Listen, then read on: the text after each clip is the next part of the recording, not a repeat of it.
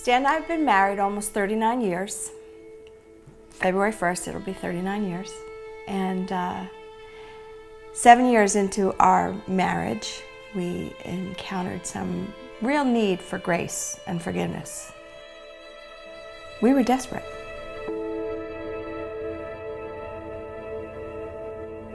I grew up Daddy's little girl. My dad and I were extremely close. He was my cheerleader.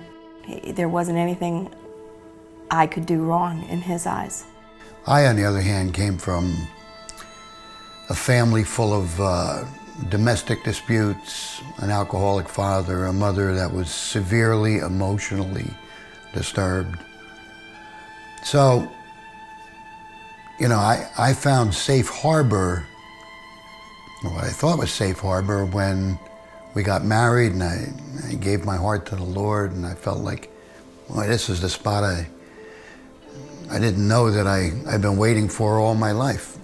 We had a real good group at our church, and we had these care and share groups, which we now call life groups, and we met every Wednesday. And I remember this one particular night, I drove someone home, and we talked the whole time. Mostly I listened, and my heart was just breaking.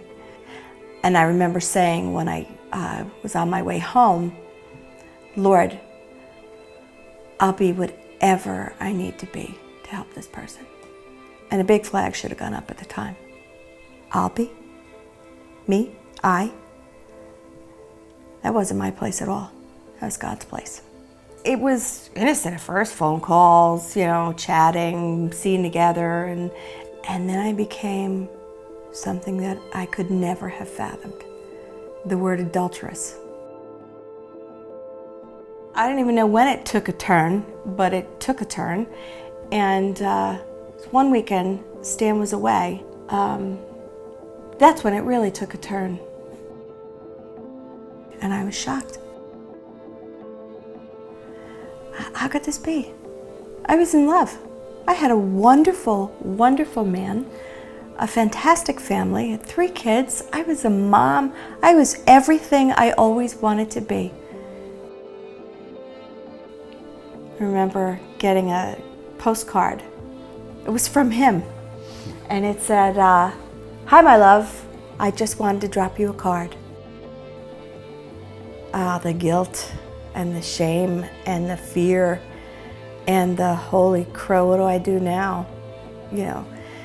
But I did a pretty good job of being in denial and just moving ahead.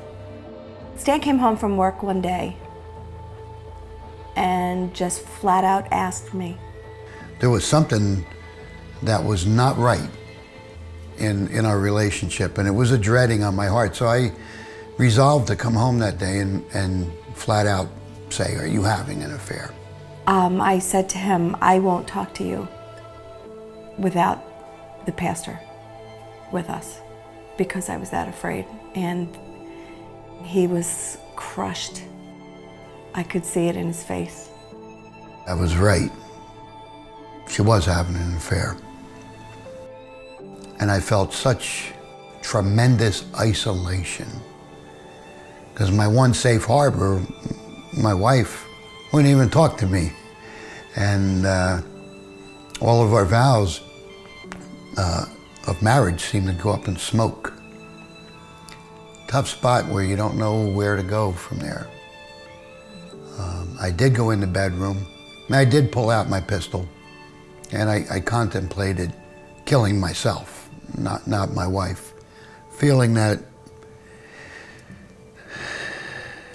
the best thing to do is to get off this planet.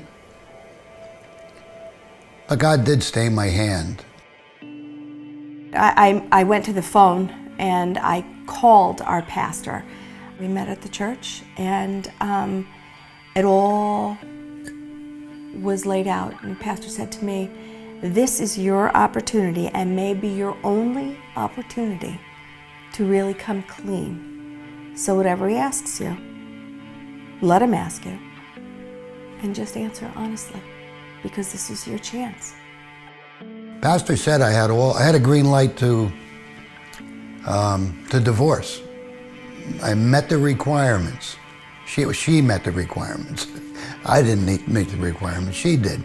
So I was free to go do whatever I wanted. I could get a divorce because I didn't want my pride to be damaged, so that the whole world would see me as a wimp. Let my wife go out and do whatever she wants, and I really was asking, I was crying out inside to God. And what I got back was, where's your pride?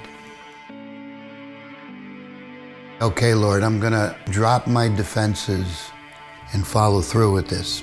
This had to be an active, anguishing effort to seek God. In return, I feel God was working powerfully in both of our hearts. And during that time, I felt a war over me. I was pummeled in the spirit.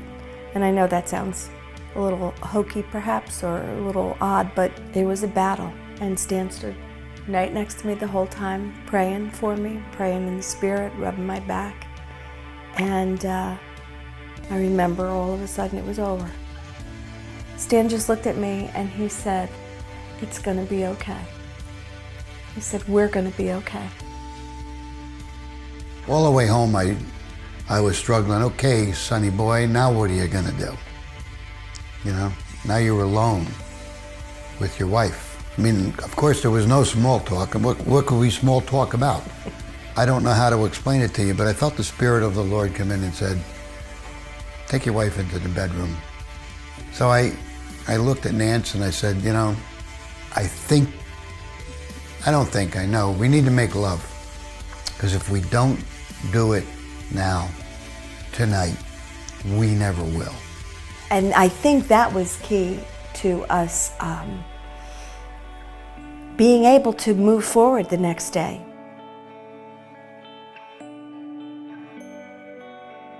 I know you went through a process, and I had to go through a process. All of these feelings of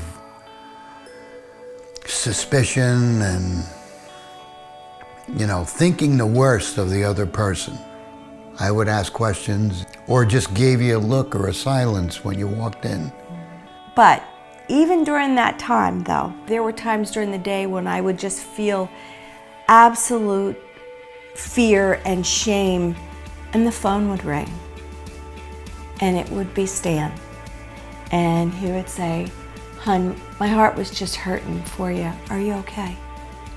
And that was before cell phones, before texts, before PCs, etc. His heart was so in tune with mine.